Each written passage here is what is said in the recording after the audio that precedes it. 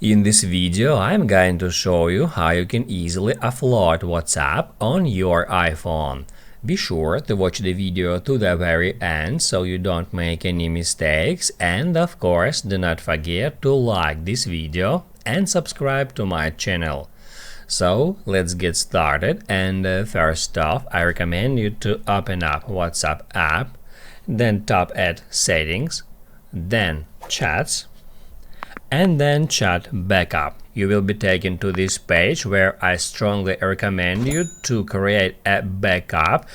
All you have to do is just hit at backup now and wait for the backup to complete, and that will save all your chat conversations history to iCloud.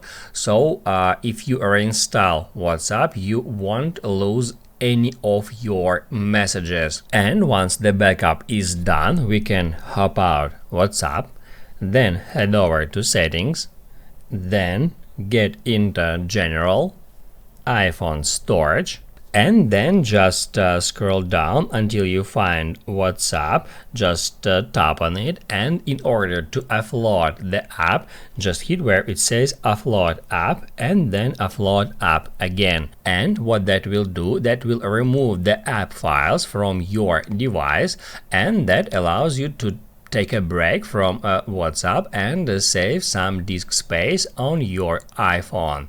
If you want to reinstall WhatsApp app, you can just hit where it says reinstall app, and also you can just tap at WhatsApp app icon.